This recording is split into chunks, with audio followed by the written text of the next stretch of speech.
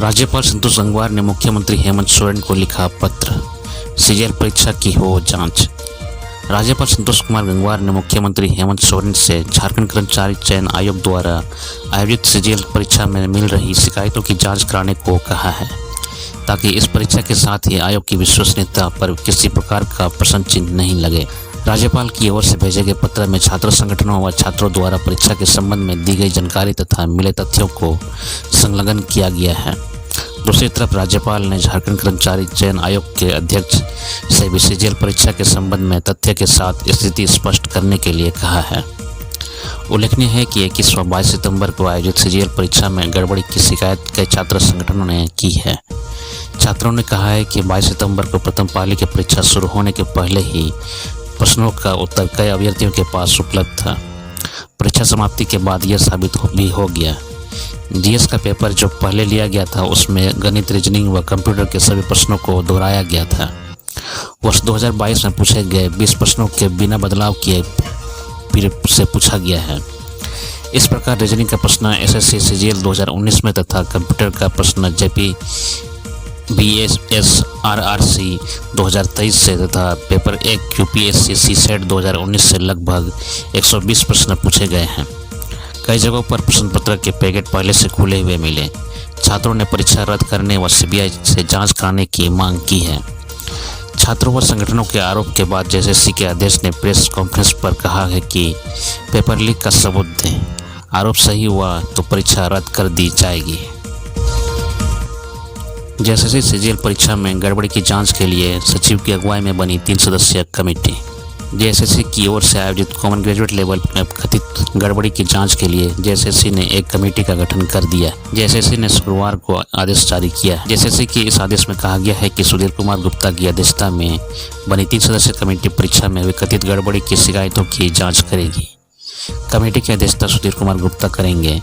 Committee में 2 सदस्य बनाए गए हैं। आयोग की संयुक्त सचिव मधुमिता कुमारी और उप सचिव सह परीक्षा नियंत्रक अरविंद कुमार लाल को कमेटी का सदस्य बनाया गया है। झारखंड कर्मचारी चयन आयोग की ओर से यह भी कहा गया है कि यह टीम एक सप्ताह में जेएसएससी सीजीएल 2023 की परीक्षा में गड़बड़ी की शिकायतों की जांच करेगी और अपना रिपोर्ट सौंपेगी। छात्र संगठनों और झारखंड की मुख्य विपक्षी पार्टी भारतीय जनता पार्टी ने परीक्षा में गड़बड़ी की शिकायत की थी। झारखंड के नेता प्रतिपक्ष समर बावरी ने नौकरी बेचने के आरोप लगाए थे। हालांकि जेएसएससी सीजीएल 2023 की परीक्षा में गड़बड़ी की शिकायतों को जेएसएससी के अध्यक्ष प्रशांत कुमार ने प्रेस कॉन्फ्रेंस में खारिज कर दिया था। उन्होंने चुनौती देते हुए कहा था कि परीक्षा में गड़बड़ी के सबूत दें तो परीक्षा को रद्द कर देंगे। इससे पहले राज्यपाल संतोष कुमार गंगवार ने शिकायतों के आधार पर सरकार से कहा था कि जेएसएससी की विश्वसनीयता बनी रहनी चाहिए, इसलिए जेएसएससी सीजीएल परीक्षा में गड़बड़ी की शिकायतों की जाँच कराई जाए। कल्पना सोरेन ने की मैया सम्मान यात्रा की शुरुआत, भाजपा पर साधा निशाना। मुख्यमंत्री हेमंत सोरेन की पत्नी और गांधी विधायक कल्पना सोरेन ने शुक्रवार को कुल्हान में मैया सम्मान यात्रा की शुरुआत की। उन्होंने यात्रा की शुरुआत जमशेदपुर के कदमा उलियान स्थित शहीद निर्मल महतो की प्रतिमा और समाधि स्थल पर माल्यार्पण और नमन करके की। इस अवसर पर कल्पना सोरेन ने कहा कि अलग झारखंड राज्य का गठन आसान नहीं था, बल्कि इसके लिए अनेक लोगों ने अपने प्राणों की आहुति दी। उन्होंने शहीदों को श्रद्धांजलि देते हुए कहा कि उनके बलिदानों को बेकार नहीं जाने दिया जाएगा। कल्पना सोरेन ने भाजपा पर हमला करते हुए कहा कि विपक्ष के प्रयासों के बावजूद झामुमो का मार्ग प्रशस्त रहेगा और आसन विधानसभा चुनाव में माताओं और बहनों का आशीर्वाद फिर से झामुमो को प्राप्त होगा। उन्होंने विश्वास व्यक्त किया कि हेमंत सोरेन के नेतृत्व में सरकार पुनः बनेगी। उन्होंने यह भी बताया कि हेमंत सोरेन की सरकार ने महिला बाल विकास एवं सामाजिक सुरक्षा मंत्री बेबी देवी की अगुवाई में राज्य की माताओं और बहनों को सम्मान प्रदान किया है। मुख्यमंत्री मैया सम्मान योजना के तहत 18 से 50 साल की महिलाओं को हर महीने 1000 रुपये देने का निर्णय लिया गया है, जिससे उन्हें आत्मनिर्भर और सशक्त बनाया जा सके। मैया सम्मान यात्रा में मंत्री रामदास सोरेन, विधायक मंगल कलिंदी, विधायक सावित्री महतो, पूर्व सांसद सुमन महतो समेत अन्य नेता भी मौजूद रहे। दुर्गा पूजा महोत्सव की विधि व्यवस्था को लेकर मुख्य सचिव, गृह सचिव और डीजीपी ने की बैठक। झारखंड में दुर्गा पूजा महोत्सव को लेकर विधि व्यवस्था की समीक्षा के लिए उच्च स्तरीय बैठक हुई। मुख्य सचिव, गृह सचिव और डीजीपी ने वीडियो कॉन्फ्रेंसिंग के माध्यम से यह बैठक में एडीजी अभियान, जोनल आईजी, रेंज के डीआईजी, प्रमंडलीय आयुक्त, जिले के डीसी और एसपी शामिल हुए। 3 अक्टूबर से शुरू होने वाले दुर्गा पूजा महोत्सव के दौरान विधि व्यवस्था की समस्या न हो, इसके लिए यह समीक्षा बैठक हुई।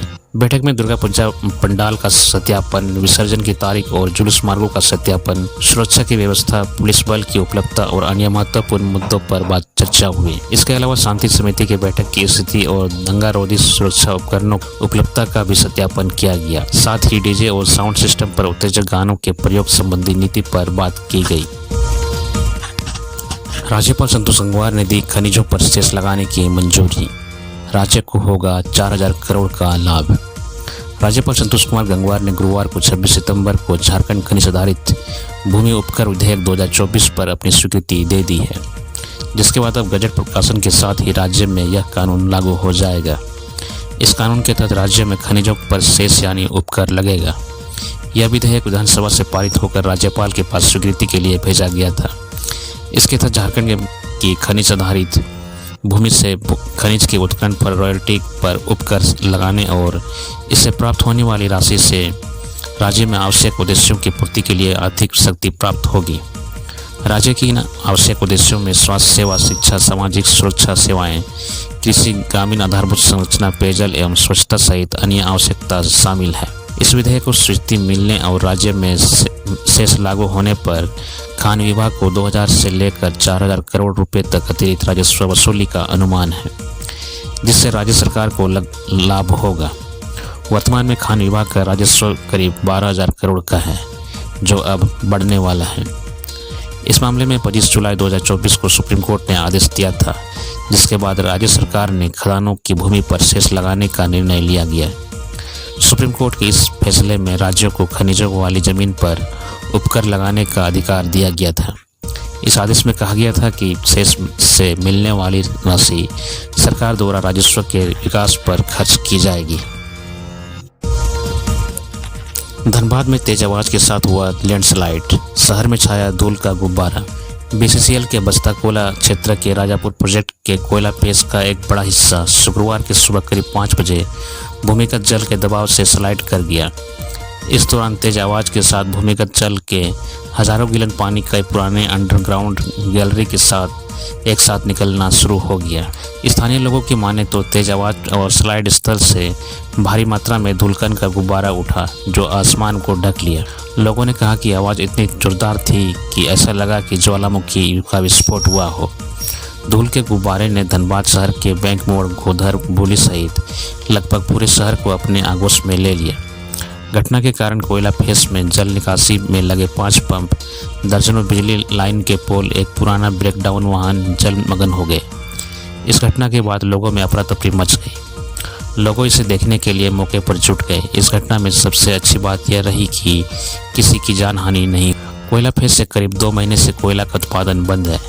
यहाँ कोयला डेको नामक कंपनी पेटी पर कोयला उत्पादन कर रही थी। घटना के बाद बीसीसीएल अधिकारियों में हड़कंप मच गया है। सूचना पर बस्ता कोयला क्षेत्र में के GM Anil Kumar Sinha, AGM T Paswan, Rajapur project के केसी सिंह दर्जनों कर्मियों के साथ मौके पर पहुंचकर निरीक्षण किया। बोकारो में तेल टैंकर और कार की हुई टक्कर, 3 बच्चों समेत 7 लोग हुए घायल। झारखंड के बोकारो के बेरमो अनुमंडल में शुक्रवार 27 सितंबर को एक भीषण सड़क हादसा हो गया, जिसमें 3 बच्चों सहित 7 लोग गंभीर रूप से घायल हो गए। यह दुर्घटना बेरमो अनुमंडल के गांधीनगर थाना क्षेत्र के बारीग्राम हिरेक रोड की बताई जा रही है। इस हादसे में एक कार और तेल टैंकर के बीच जबरदस्त भिड़ंत हो गई। इस दुर्घटना में घायल हुए सभी 7 लोगों को डोरी अस्पताल में भर्ती करवाया गया है। यहाँ उनकी गंभीर स्थिति को देखते हुए बेहतर इलाज के लिए सभी लोगों को बोकारो रेफर कर दिया गया है। दुर्गा पूजा से पहले राशन डीलरों के कमीशन में 50% की वृद्धि। नवरात्र से पहले झारखंड की हेमंत सोरेन सरकार ने पीडीएस डीलर्स को बड़ी सौगात दी है। सरकार ने झारखंड राज्य खाद्य सुरक्षा योजना को संशोधित कर दिया है। शुक्रवार को राजधानी रांची के ध्रुवा स्थित मंत्रालय भवन में हेमंत सोरेन की अध्यक्षता में हुई बैठक में योजना को संशोधित करने की प्रस्ताव को मंजूरी दी गई है। मुख्यमंत्री हेमंत सोरेन की अध्यक्षता में हुई बैठक में मुफ्त खाद्यान्न योजना के लाभुकों की संख्या 20 लाख से बढ़कर 25 लाख करने के प्रस्ताव को मंजूरी दी गई है। साथ ही राशन वितरण करने वाले डीलर के कमीशन में 50% की वृद्धि करने के प्रस्ताव को मंजूरी दे दी गई है। राशन डीलरों को पहले प्रति क्विंटल 100 रुपये कमीशन मिलता था, अब उन्हें प्रति क्विंटल 150 रुपये मिलेंगे। हेमंत सोरेन की सरकार ने जन वितरण प्रणाली से जुड़े एक प्रस्ताव को भी मंजूरी दे दी है। इसमें कहा गया है कि अनुज्ञातधारी की 60 साल के बाद अगर मौत होती है तो उनके भी आश्रित के 1 साल के भीतर ऑनलाइन आवेदन करेंगे तो उन्हें अनुकंपा के आधार पर डीलरशिप दी जाएगी। पहले प्रावधान यह था कि 60 साल से कम उम्र में निधन की स्थिति में अनुकंपा के आधार पर डीलरशिप मिलती थी। 60 साल की उम्र सीमा को अब हटा दिया गया है। बोकारो में हाथी का आतंक, ग्रामीण और वन विभाग के अधिकारी के नाक में क्या दम।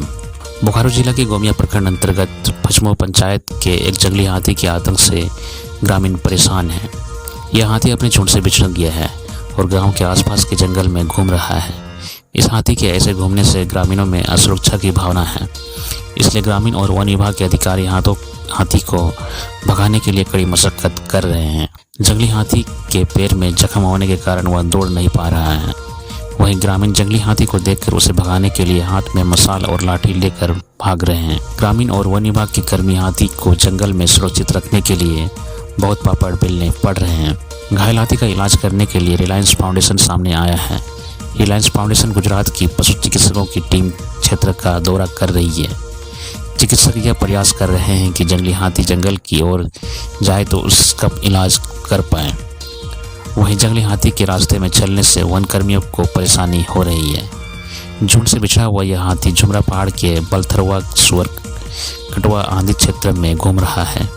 वहीं वनकर्मी लगातार प्रयास कर रहे हैं कि वहीं कहीं कोई अप्रिय घटना न घटे। वनकर्मी लगातार ग्रामीणों से अपील कर रहे हैं कि वह हाथी से कोई छेड़छाड़ न करे और हाथी के सीधे संपर्क में आने से बचें। झारखंड के 18 जिलों में बारिश का ऑरेंज अलर्ट। झारखंड के 18 जिलों में आज भारी बारिश हो सकती है। मौसम विभाग ने इसे लेकर ऑरेंज अलर्ट जारी कर दिया है। इतना ही नहीं, विभाग का कहना है कि अगले कुछ दिनों तक मौसम साफ नहीं होने वाला है। आज राजधानी रांची में भी बारिश के आसार हैं। सुबह से बादल छाए हुए हैं। मौसम पूर्वानुमान के मुताबिक 2 अक्टूबर तक हल्के से मध्यम दर्जे की बारिश होती रहेगी। आज जिन जिलों में बारिश की बात कही गई है उसमें देवघर, धनबाद, दुमका, गिरिडीह, गोड्डा, जामताड़ा, पाकुड़, साहेबगंज, पलामू, गढ़वा, चतरा, कोडरमा, लातेहार, लोहरदगा, पूर्वी सिंहभूम, पश्चिम सिंहभूम, सिमडेगा और सरायकेला खरसावां शामिल हैं। इस दौरान आकाशीय बिजली गिरने की भी आशंका जताई गई है। रांची मौसम केंद्र के वैज्ञानिक अभिषेक आनंद ने बताया कि बंगाल की खाड़ी में बने डीप साइक्लोनिक सर्कुलेशन का असर आज काफ़ी जबरदस्त असर राजधानी रांची सहित राज्य के 18 जिलों में देखा जा सकता है। इधर मौसम विभाग ने दुर्गा पूजा में भी बारिश की संभावना जताई है। विभाग की ओर से बताया गया है कि एक बार फिर बंगाल की खाड़ी में 2 अक्टूबर से लो प्रेशर एरिया बनने की संभावना है। इस वजह से 3 से 7 अक्टूबर तक झारखंड में बारिश हो सकती है। बात बीते 24 घंटे के मौसम की बात करें तो साहेबगंज में सबसे अधिक 106 मिलीमीटर बारिश हुई है, जबकि रांची और आसपास के क्षेत्र में बादल छाए रहे। हेमंत सोरेन की सरकार ने 1,76,000 किसानों को दी बड़ी सौगात। 400 करोड़ का कृषि लोन माफ। झारखंड के मुख्यमंत्री हेमंत सोरेन ने गुरुवार को 2.25 लाख से अधिक किसानों को बड़ी सौगात दी है। उन्होंने 400 करोड़ से अधिक का कृषि लोन माफ कर दिया। राजधानी रांची के प्रभात तारा मैदान में आयोजित कार्यक्रम में उन्होंने डीबीटी के जरिए राशि का हस्तांतरण कर दिया। मौके पर मंत्री डॉक्टर रामेश्वर उरांव, कृषि मंत्री दीपिका पांडे, प्रदेश कांग्रेस अध्यक्ष राजेश ठाकुर समेत अन्य लोग मौजूद थे। झारखंड के कृषि, पशुपालन एवं सहकारिता विभाग की ओर से गुरुवार को ध्रुवा के प्रभात तारा मैदान में झारखंड कृषि ऋण माफी योजना कार्यक्रम का आयोजन किया गया था। सीएम हेमंत सोरेन ने 400 करोड़ से अधिक की कृषि ऋण की राशि हस्तांतरित 1,76,000 किसानों को 400 करोड़ 66 लाख रुपए की ऋण अदायगी राशि को उन्होंने डीबीटी के जरिए हस्तांतरित कर दी। 2 लाख तक के कृषि लोन को कृषि ऋण माफी योजना के तहत माफ कर किसानों को हेमंत सोरेन सरकार ने बड़ा तोहफा दिया है। बोकारो में मालगाड़ी के 2 डिब्बे पटरी से उतरे, कई ट्रेनें हुई प्रभावित। बोकारो के तुपकाड़ी में एक मालगाड़ी के 2 डिब्बे पटरी से उतर गए। यह मालगाड़ी बोकारो से लोहा लेकर जा रही। घटना बुधवार देर शाम की है। इसकी वजह से उसका रूट का पूरा यातायात प्रभावित हुआ है। इस दुर्घटना में किसी के हताहत होने की खबर नहीं है। जानकारी के अनुसार ट्रेन का लोहा चारों तरफ फैल गया है। रास्ता क्लियर करने का काम भी जारी है। बचाव दल मौके पर पहुंच गए हैं। इसमें इंजन सहित करीब 50 कोच लगे हुए थे। मिली जानकारी के अनुसार यह दुर्घटना तुपकाड़ी चंद्रपुरा बीच मेन लाइन पर हुई है। इस कारण अप डाउन दोनों लाइन पर ट्रेनों का परिचालन रोक दिया गया है।